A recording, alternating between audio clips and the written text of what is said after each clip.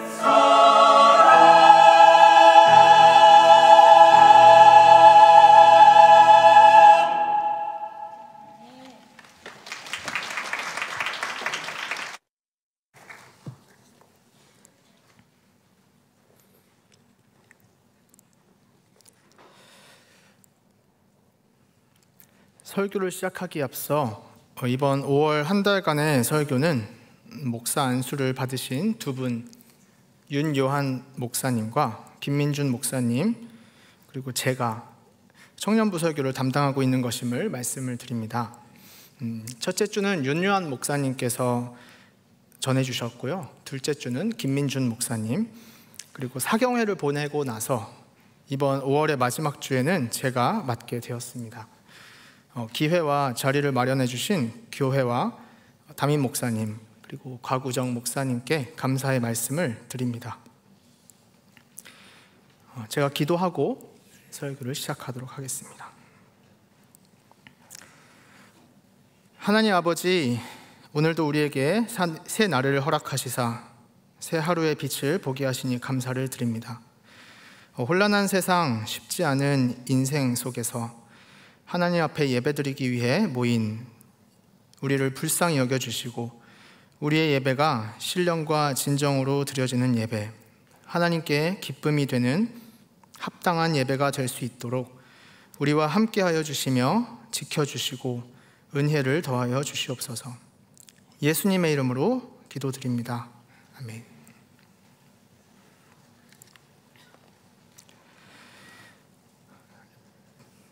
(1517년 10월 31일) 독일의 종교개혁가 마르틴 루터는 95개의 조항으로 구성된 논제를 작성했습니다.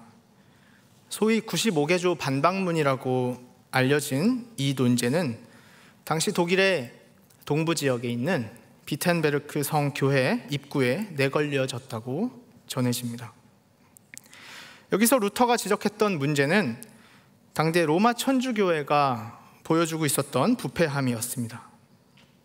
당시 로마 천주교회는 유럽 지역에 많은 토지와 정치적인 권한을 소유하고 있었다고 합니다. 이 때문에 교회는 그 본연의 사명인 목회에만 오로지 집중할 수가 없었습니다. 재산을 늘리고 정치적 입지를 공고히 하는데 교회에 많은 에너지가 소모되고 있었기 때문입니다. 그러는 동시에 성직자들의 성적인 타락과 거룩한 직분을 돈으로 사고 파는 성직 매매가 횡행하기도 하였습니다. 뿐만 아니라 당시 로마 천주교회는 교리에 있어서도 심각한 오류를 범하고 있었습니다. 자신이 지은 잘못을 성직자에게 가서 낱낱이 고백해야만, 즉 고해 성사를 해야만 그 죄가 용서받을 수 있다고 가르치는가 하면, 더 나아가서 고해 성사를 통해 너의 죄는 용서받았을지 몰라도 네가 받을 벌은 여전히 남아있기 때문에 그 벌을 없애기 위해서는 네가 그 벌로부터 사면되었음을 증명하는 증서, 즉 면벌부라는 것을 돈을 주고 사야 한다고 가르쳤습니다. 또한 과거의 성인들은 이 땅에서 많은 공로를 쌓았기 때문에 자신들이 구원을 받고도 남을 만큼의 추가적인 잉여 공로라는 것을 남겨놓았고, 그 잉여 공로는 지금 하늘 창고에 쌓여 있어서 그것들을 나누어 줄 수가 있는데, 그 하늘 창고의 문을 여는 열쇠가 바로 교회에만 있다는 식의 터무니없는 거짓 주장과 잘못된 공로 사상을 가르치기도 하였습니다. 루터는 로마 천주교회가 이렇게 윤리적으로 타락하고 교리적으로 오류를 범하는 것이 바로 로마서 1장 17절에 나타난 성경적 진리를 부정한 데서 비롯되었다고 생각했습니다. 오늘 본문 17절 말씀을 제가 읽겠습니다. 복음에는 하나님의 의가 나타나서 믿음으로 믿음에 이르게 하나니 기록된 바 오직 의인은 믿음으로 말미암아 살리라 함과 같으니라.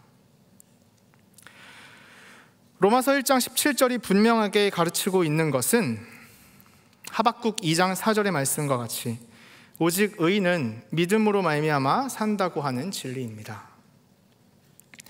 이 말씀은 소위 이신칭의, 즉 믿음으로써 의롭다 칭함을 받는다라고 하는 성경적인 진리를 요약하고 있는 구절입니다.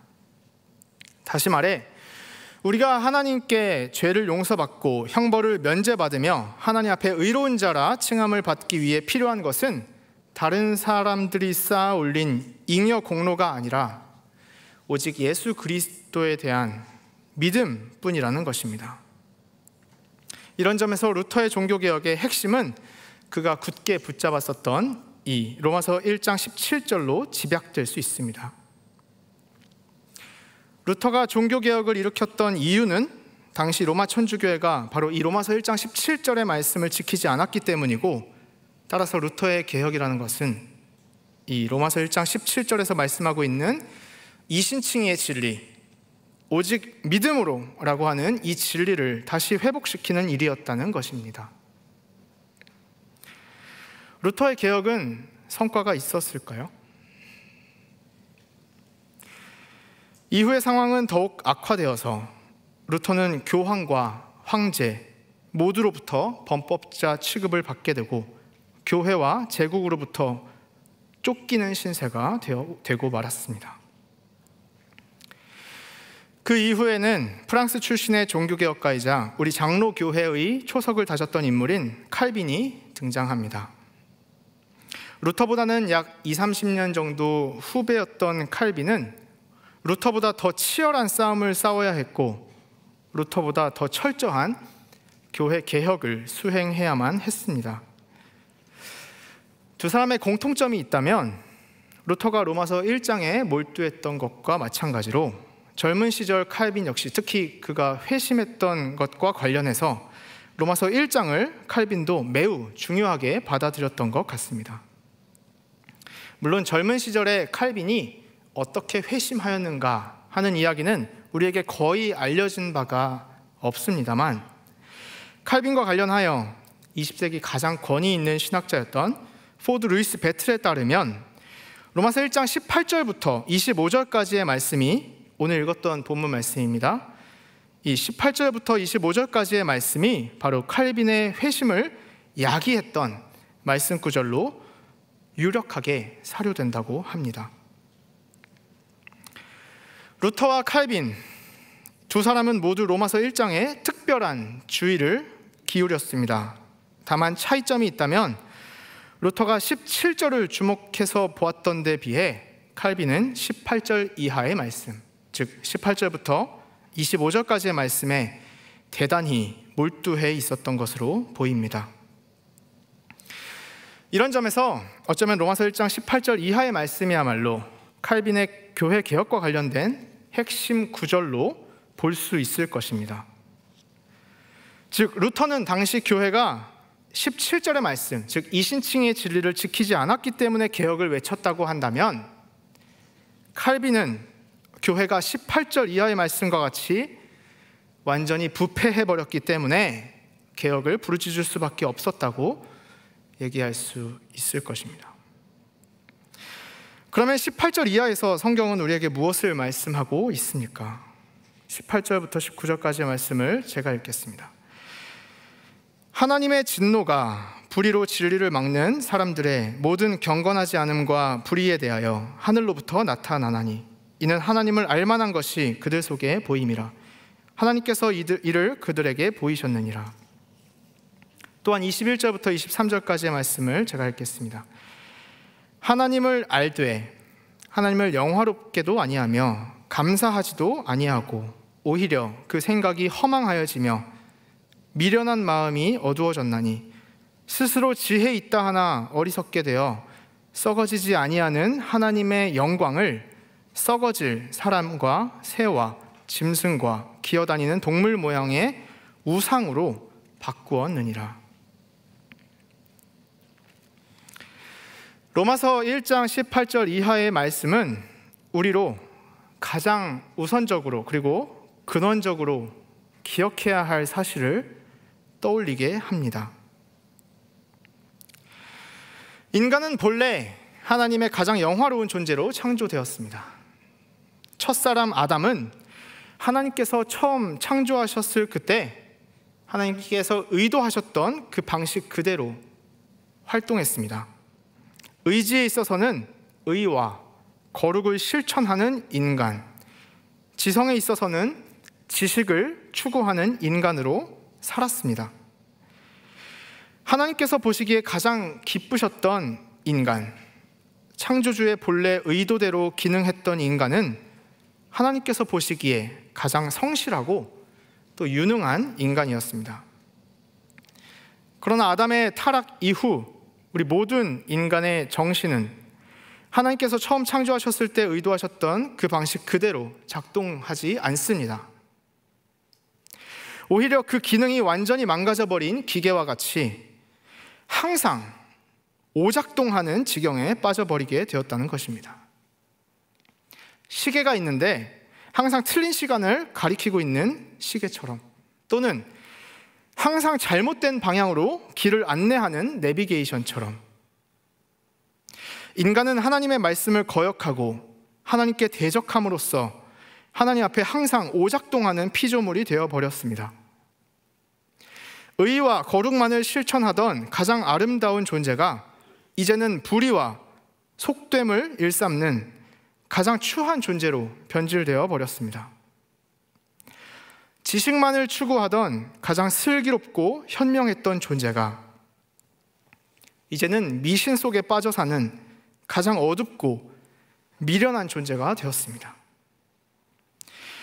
하나님께서 지으신 피조물로서의 삶을 철저히 지키며 그 지음받은 존재로서의 자리를 벗어나지 않으려고 했던 가장 겸손했던 그 존재가 이제는 감히 스스로 하나님의 자리에 오르고자 함으로써 가장 건방지고 오만방자한 존재가 되었습니다. 이로써 우리는 하나님 앞에 가장 영화로운 피조물에서 가장 비참한 피조물로 추락하였습니다.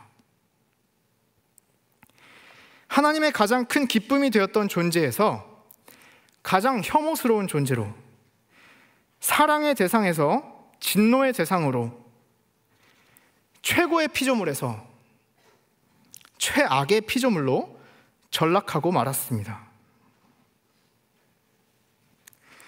어쩌면 그리스도 밖에 있는 사람들, 세상 사람들은 어쩌면 아직도 이런 상태일 수밖에 없으리라고 여겨질 수 있습니다.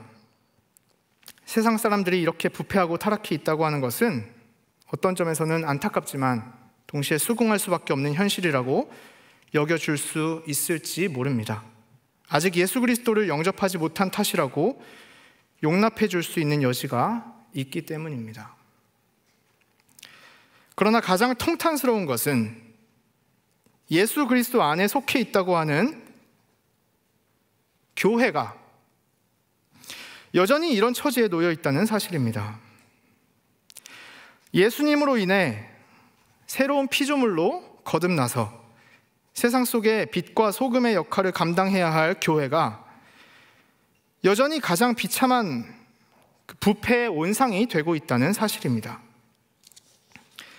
정결함과 거룩함으로 세상을 선도해야 할 교회가 하나님 아닌 것을 하나님의 자리에 올려놓는 가증스러운 행위에 가장 앞장서고 있다는 사실입니다. 이런 점에서 물론 어느 시대나 마찬가지이기는 했겠지만 특히 오늘날 여러분이 이 시대에 교회를 다닌다는 것은 이 땅에서 그리스도인으로서 살아간다는 것은 실로 극도로 어렵고 마음이 무거운 일이 아닐 수가 없습니다. 과거에 10수년 전까지만 해도 세상 사람들이 교회의 잘못을 평가하고 비판하는 일에 있어서 아무리 교회 밖에 있는 사람들이라 할지라도 그들에겐 약간의 주저함 같은 것이 있었던 것으로 기억합니다. 그래도 교회인데, 하나님 사랑하고 이웃 사랑한다고 하는 교회인데 아니겠지. 목사님이라는데, 전도사님이라는데, 그래도 장로님이시라는데 교회가 정말 그런 일을 하지는 않았겠지. 사실이 아니겠지. 헛소문일 거야. 그래도 교회인데 설마 아니겠지. 그러나 어느새 시간이 흘러 이제 세상은 교회를 비난하는 일에 어떠한 주저함도 없어져 버린 듯 합니다. 교회를 손가락질하는 일에 일말의 망설임도 없어져 버렸습니다. 교회가 신뢰를 잃어버렸기 때문입니다.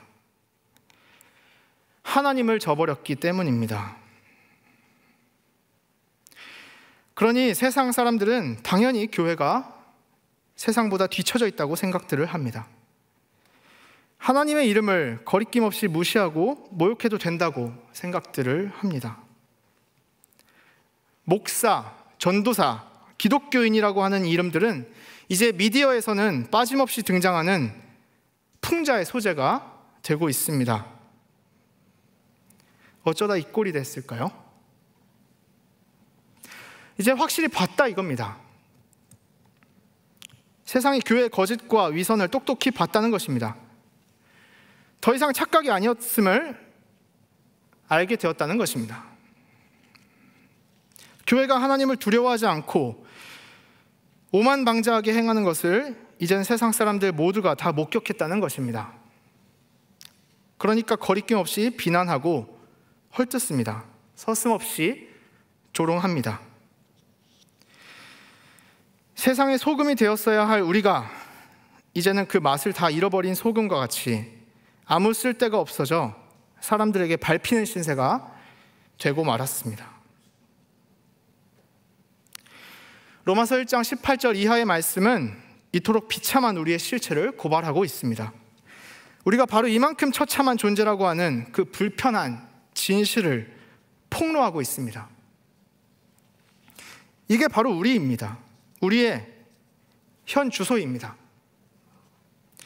이미 우리 모두가 다 잘 알고 있습니다. 하나님만이 하나님이시고 나는 하나님이 아니라는 사실을 우리 모두가 다 잘 알고 있습니다. 썩어질 사람과 새와 짐승과 기어다니는 동물 모양의 우상은 절대로 하나님 될 수 없다는 사실을 알고 있습니다. 그 사실이 명백하게 알려지고 있음에도 불구하고 우리는 하나님 아닌 것들을 자꾸 하나님의 자리에 올리며 신봉하고 살아갑니다. 거기에 온 인생을 걸고 살아갑니다. 하나님의 형상을 그 버러지 같은 형상들로 바꾸어 놓았다고 얘기합니다. 하나님의 일을 위해 필요한 도구에 불과한 것들이 거꾸로 하나님의 자리에 올라가고, 정작 하나님은 단지 우리의 소원 성취를 위한 도구로 전락시키며 살아가고 있습니다. 소위 하나님과 하나님 아닌 것의 도치입니다. 하나님과 하나님 아닌 것을 바꿔치기 하고 있다는 것입니다. 모든 불의와 추악과 탐욕과 악의가 전부 여기에서 나온다는 것입니다. 이 타락한 인간의 부패한 정신이 과연 얼마나 허약하고 또 어처구니가 없는 것인지에 대해 이사야의 말씀은 다음과 같이 통렬하게 지적하고 있습니다. 이사야 44장 15절부터 17절의 말씀을 제가 읽겠습니다. 이 나무는 사람이 땔감을 삶는 것이거늘 그가 그것을 가지고 자기 몸을 덮게도 하고 불을 피워 떡을 굽기도 하고 신상을 만들어 경배하며 우상을 만들고 그 앞에 엎드리기도 하는구나.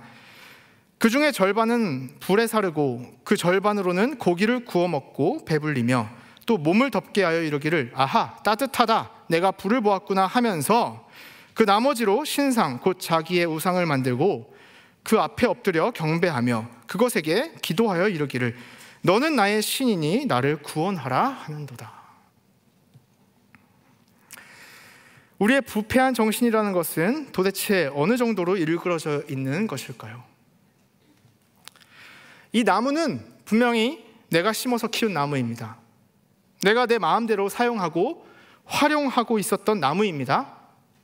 분명히 내가 만든 조각상이었습니다.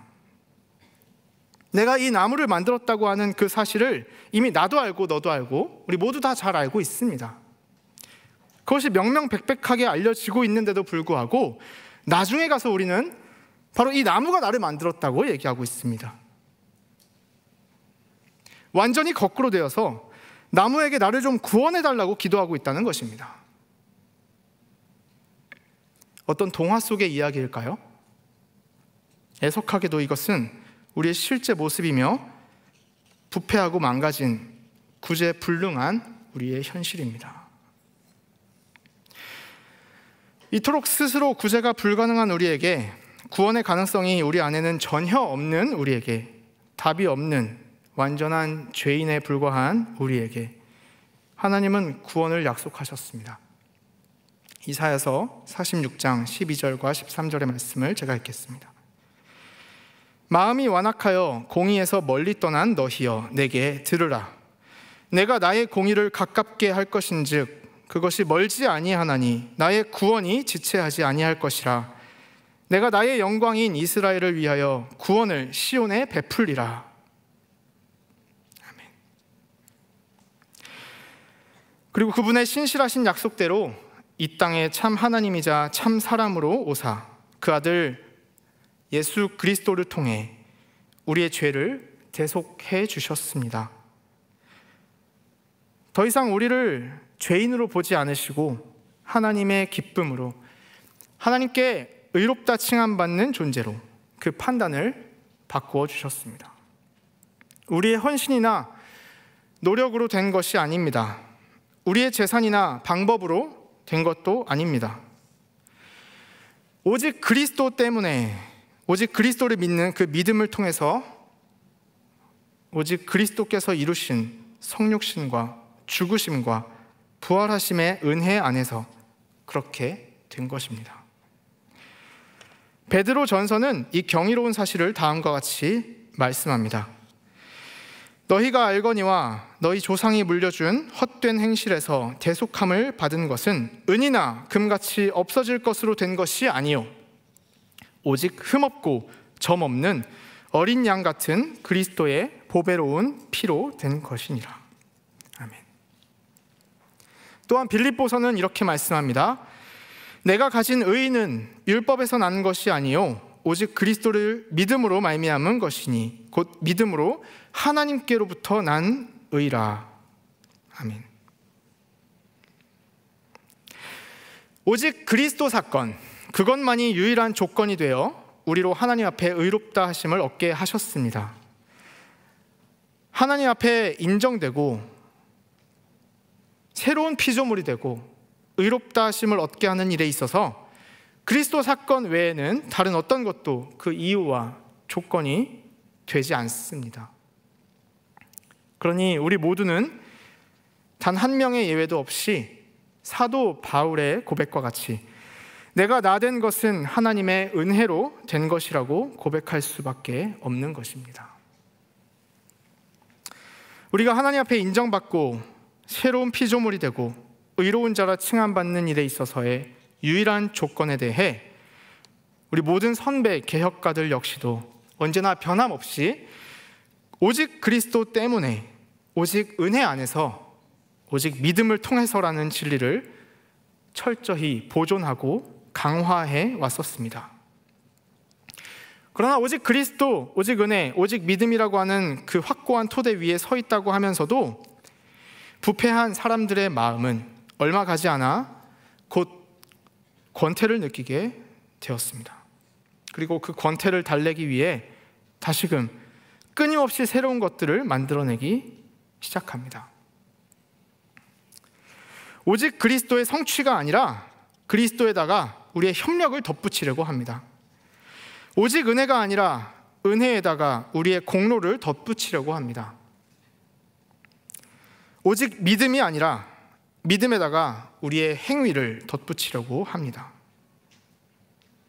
오직 성경이 아니라 성경에다가 우리의 철학과 문화를 덧붙이려고 합니다.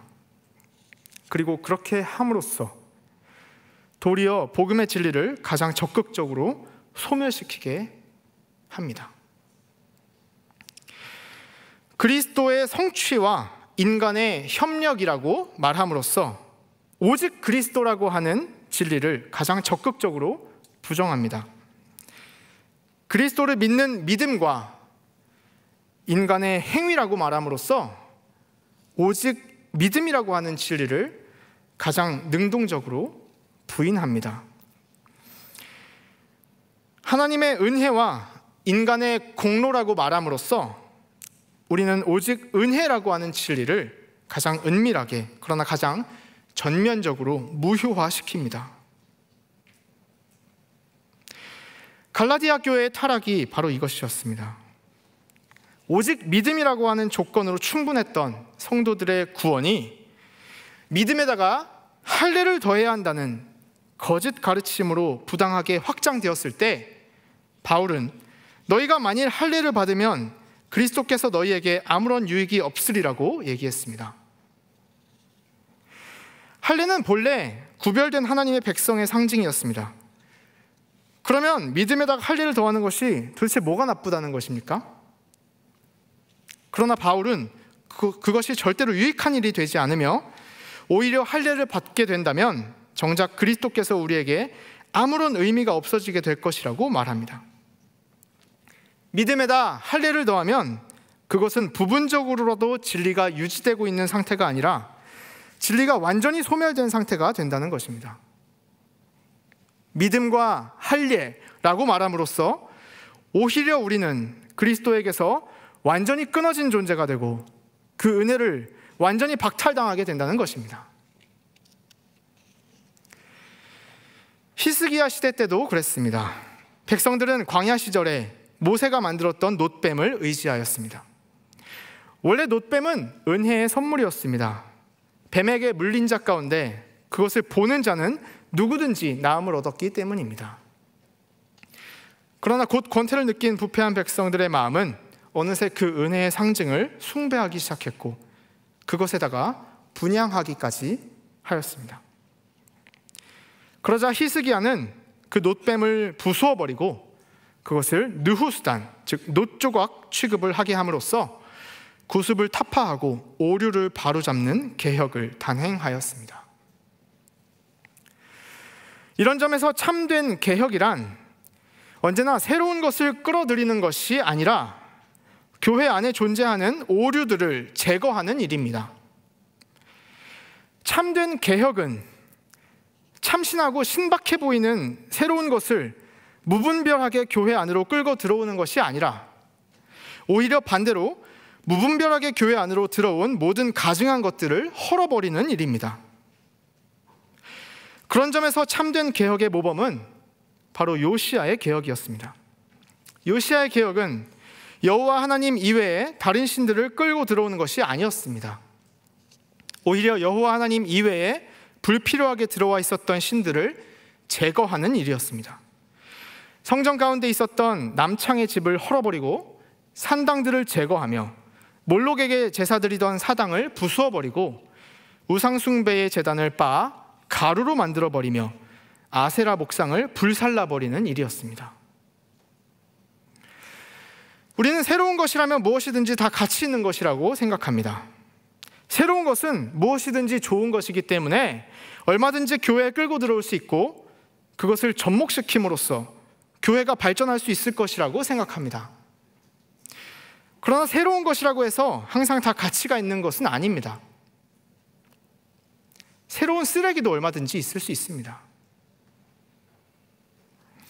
교회의 참된 개혁은, 그리고 교회의 진정한 발전은 단지 새로운 어떤 것을 끌고 들어옴으로써가 아니라 언제나 교회 안에 만연해 있는 오류를 제거함으로써 이루어진다는 사실을 우리는 반드시 기억해야만 합니다. 히스기야의 개혁, 요시야의 개혁, 갈라디아 교회를 향한 사도 바울의 개혁, 루터와 칼빈의 개혁, 이들이 감당했던 모든 참된 개혁은 언제나 교회 안에 부당하게 확장되어 있었던 오류와의 싸움이었습니다. 무분별하게 딸려 들어온 비진리와 비복음을 제거하는 일이었습니다. 모든 불의와 추악과 탐욕과 악의의 근원을 헐어버리는 일이었습니다. 곧 하나님 아닌 것을 하나님의 자리에 올려놓는 가증스러움을 부수어버리는 일이었습니다. 순전한 복음에다가 부당하게 덧칠해져 있던 가짜 복음을 잘라내고 결연히 끊어내는 일이었습니다. 그러므로 참된 개혁이란 모든 더러워진 것을 청소하여 교회의 가장 본래적인 단순성으로 돌아가는 일입니다. 교회가 지켜야 할 가장 간결한 복음의 진리만을 남겨놓는 최소주의, 즉 그 미니멀리즘을 실천하는 일입니다. 그래서 오직 예수 그리스도의 순전한 복음만 선명하게 드러나게 하는 일입니다.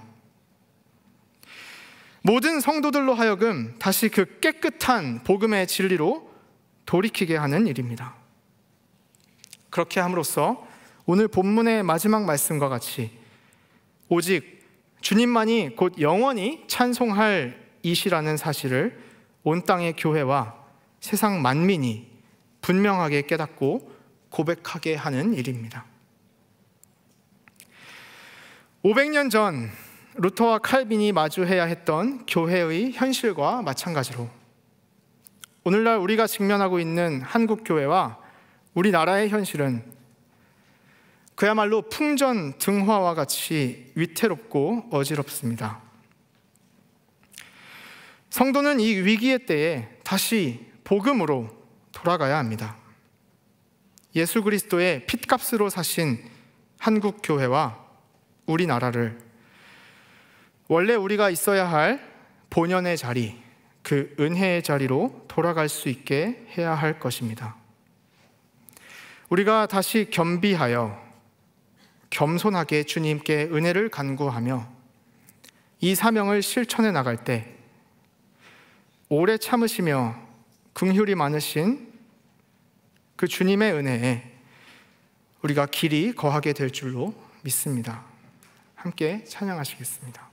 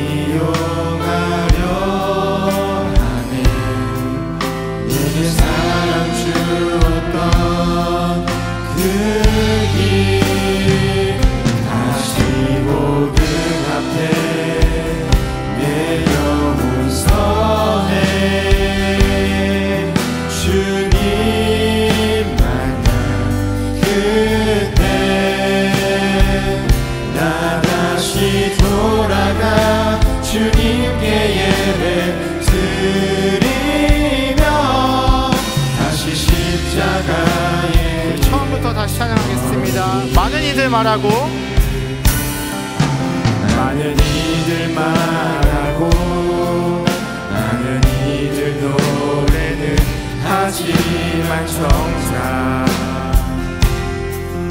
가지 않는 길 두려운 생각보다 많이 힘들고 험한 길보단 그저 말로만 가려기에 점점 멀어져만 가네. 내게 생명 주었던 그 길 점점 이용하려 하네.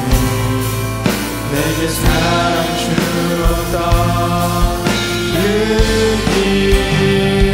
다시 복음 앞에 내 영혼 선에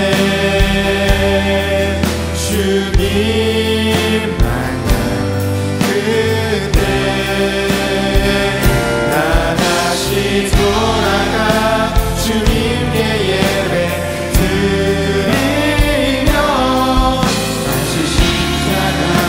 다시 복음 앞에, 다시 복음 앞에 내 영혼 선해 주님 만나 그대 나 다시 돌아가 주님께 예배 드리며 다시 십자가에 우리 시간 기도할 때 우리 안에 있는 복음 이외에 부당하게 들어와 있는 비진리, 비복음적인 것이 무엇이 있는지를 주님 앞에 반성하며 내려놓기를 원합니다.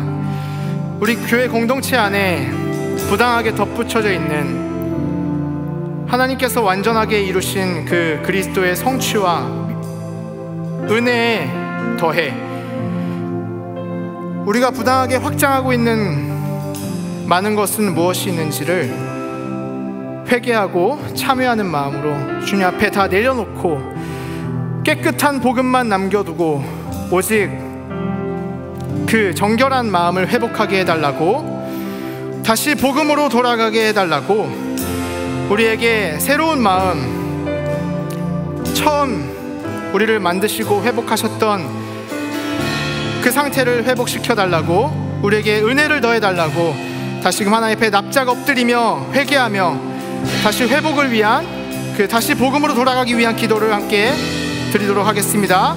함께 기도하며 나아가도록 하겠습니다. 하나님 아버지 감사합니다. 오늘 우리 시간 이 자리 나오게 하신 것 주님의 은혜인 줄 믿습니다. 우리가 하나님의 그 복음 이외에 부당하게 확장하고 덧붙이고 있었던 것은 없고, 우리의 마음으로, 우리의 생각으로 주님 자질구레한 모든 것을 더하고 있었던 것은 아닌지 반성하고 회개합니다. 주님 우리를 불쌍히 여겨 주시옵소서. 우리의 죄악을 용서하여 주시옵소서. 우리는 하나님이 아닌 것을 우리 자신이 잘 알고 있습니다. 그러나 우리가 하나님의 자리에 올라 우리가 하나님을 뒷전으로 밀어나고 복음 이외의 것을 자꾸만 만들어내고 확장하고 덧붙여 왔었다면 이 시간 모든 것을 주님 앞에 내려놓고 회개합니다. 주님 우리를 불쌍히 여겨 주시옵소서. 우리 용서하여 주시옵소서.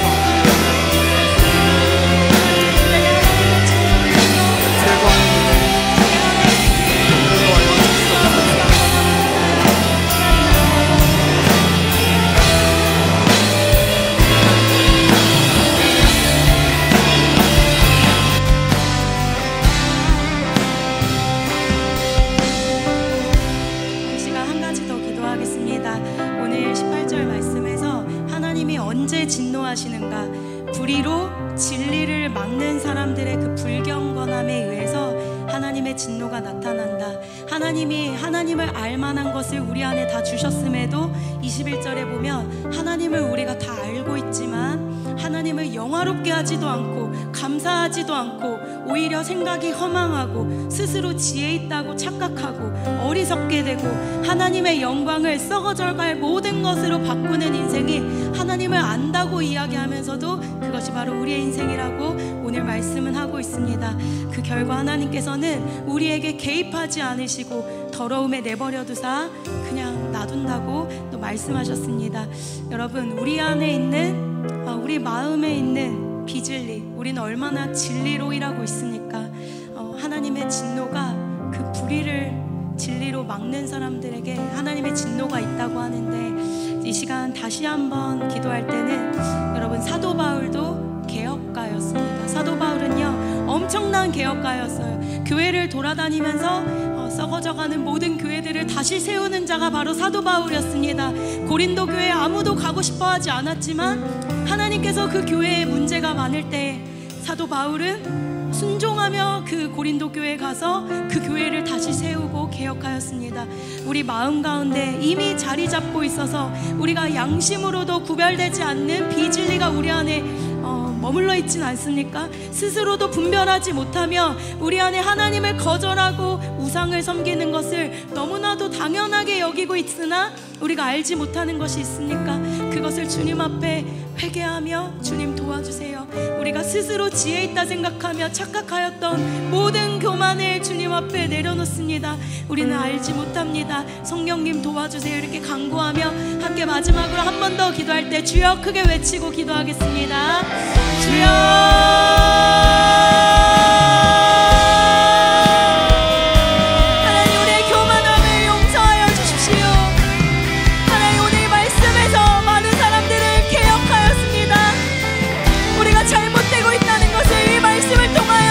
철저히 회개하며 주님 앞에 엎드렸습니다. 하나님의 말씀이 우리에게 하나님의 채찍과 같이 하나님의 회초리같이 작용하게 하여 주옵소서. 하나님의 회초리가 우리를 징계하실 때 우리가 감사로 주님 앞에 엎드리게 하여 주십시오. 하나님의 회초리는 우리를 향한 사랑임을 기억하며 이 말씀 앞에 주님께서 선한 양심으로 우리에게 말씀하실 그때에 우리가 주님 앞에 엎드려 회개하게 하여 주십시오. 하나님은 수많은 사람들을 통하여 말씀하시고 하나님은 이 거룩한 말씀을 통하여 우리에게 돌아오라고 말씀하시는데 우리는 말로 찬양으로 수많은 고백으로 주님을 믿는다 하지만 우리의 삶으로 너무나도 교만하며 우리의 삶으로 주님을 따라가지 않을 때가 너무나도 많이 있습니다.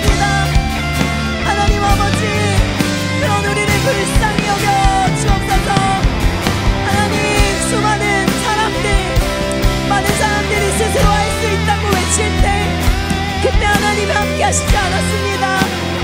우리가 못한다고 고백할 때, 내가 더 이상은 할 수 없다고 고백할 때가 하나님이 일하실 때인 줄을 믿사오니 나의 모든 영역 가운데 하나님을 붙잡고 살아가게 주여 도와주십시오. 우리는 오직 믿음으로 옳게 되는 줄 믿습니다. 하나님, 우리의 어떠한 행동과 우리의 공로로 하나님께 영광 돌릴 수 없습니다. 우리에게 큰 믿음을 더하여 주십시오. 내가 못한다는 그 믿음, 내 인생 가운데 하나님이 계시지 않으면 나는 아무것도 아니라는 그 겸손한 마음 우리 모두에게 더하여 주옵소서. 하나님, 우리 인생에 교만하지 않길 원합니다. 하나님이 없으면 우리 인생에 하나님, 우리 인생은 정말 버러지 같은 인생이며 우리 인생은 나음받지 못한 인생인 줄을 믿사오니 하나님, 오늘 이 복음의 설교를 통하여 우리가 새로워지기 원하고 주님 앞에 철저히 다시 엎드려 주님과 함께 동행할 수 있는 믿음을 하나님 더하여 주옵소서.